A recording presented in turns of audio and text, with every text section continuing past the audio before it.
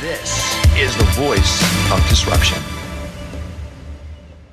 Welcome back to the Voice of Disruption. I'm Ken Rakowski, here to help you disrupt yourself and, of course, find out what's disruptive in the world.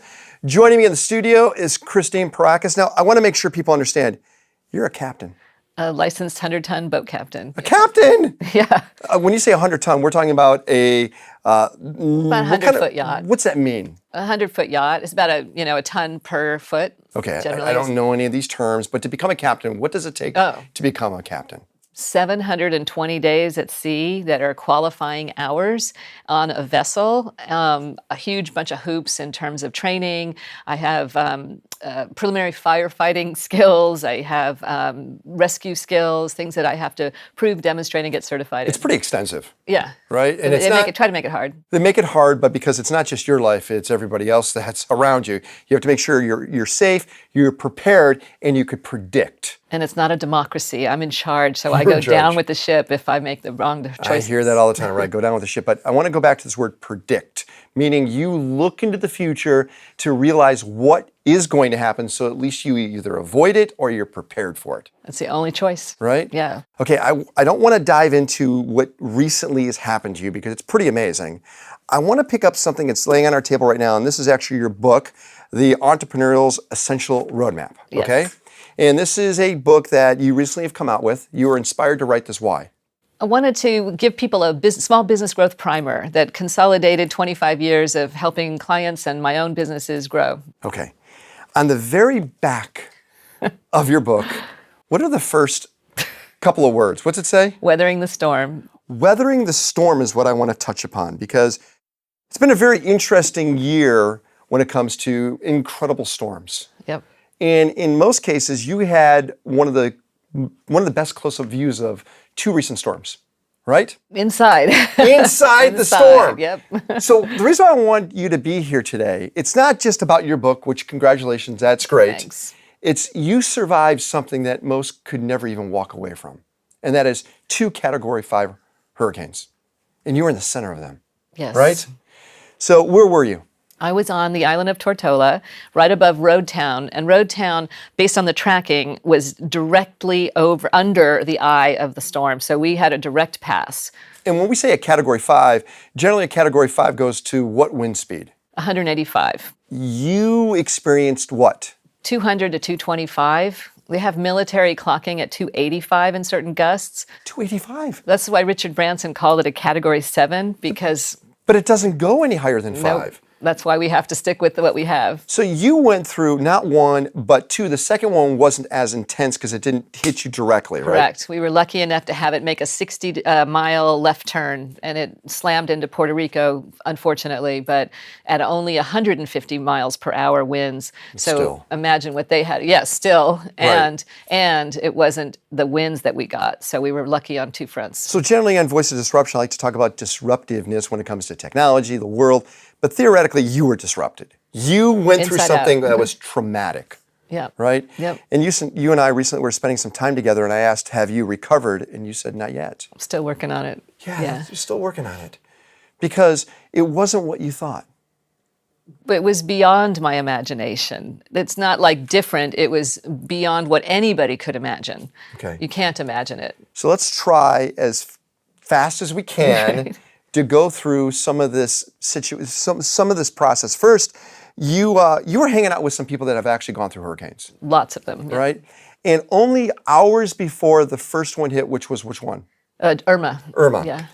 The most senior of your group said what? That gave you kind of the spider tingles where this is going to be bad. We're watching the last weather report at 11 o'clock that night before, and he turns to me and says, "I'm scared." And that just landed. This is a seasoned person. Yeah. They've gone through it before. And he's the guy who goes and does the cleanups. He's the salvage guy. Wow.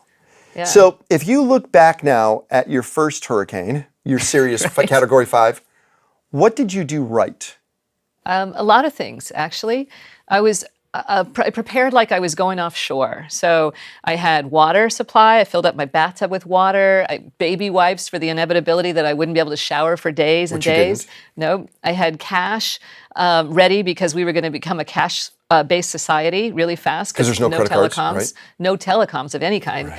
I had food that was non-perishable, things that I could sustain me for a long period of time, and a gas tank full of gas in my car in case I could use my car if it was going to survive.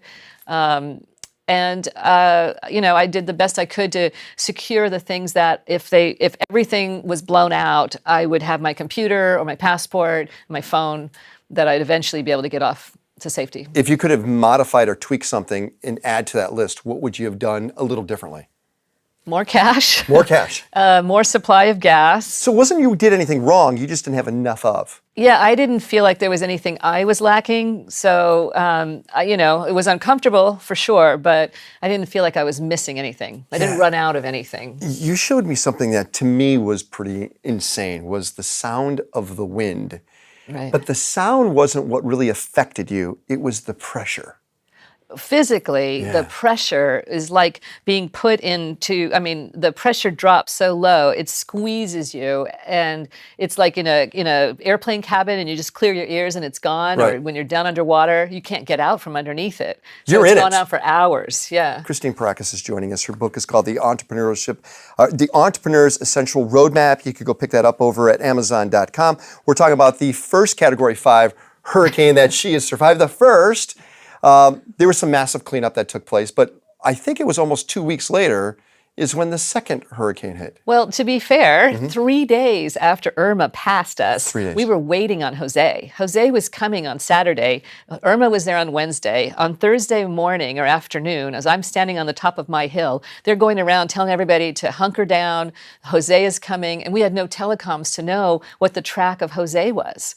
So we're waiting on our second hurricane 3 days later, which thankfully made a right turn and left us. But So we had... was it Maria then the next one? Maria was what came 2 weeks later. So we had about a week where we could breathe and try to do cleanup and recess and find people and carve our way out of our homes. Most of us were locked up on our hills, as I was.